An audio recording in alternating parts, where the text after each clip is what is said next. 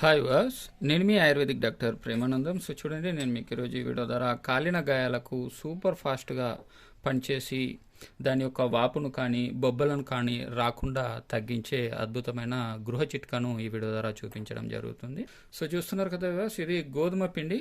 మనకి ఇంట్లో ఏదైతే రొట్టెలు తయారు చేయడానికి, అంటే రొట్టెలకు ఏదైతే ఉపయోగిస్తారో గోధుమలను పట్టినటువంటి పిండి, ఆ పిండి ఉంది కదా, దీన్ని మీరు ఒక బౌల్లోకి కాలిన వెంటనే, అంటే సపోజ్ ఎగ్జాంపుల్ ఇక్కడ ఏదైనా చురుకు అంటడం కానీ లేదంటే గరం నీళ్లు పడడం కానీ జరిగిందనుకోండి, ఈ ప్లేస్లో మీరు ఇలా ఇంట్లో ఉన్నటువంటి గోధుమ పిండిని ఒక స్పూన్ వరకు తీసేసుకోండి.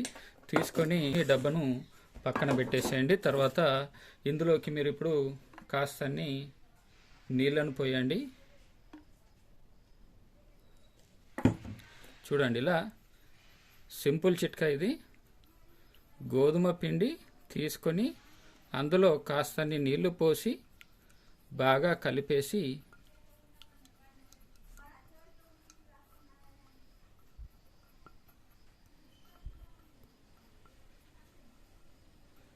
ఈ పేస్ట్ ఉంది కదా, దీన్ని ఎక్కడైతే కాలిందో ఆ ప్రదేశంలో దీన్ని ఇలా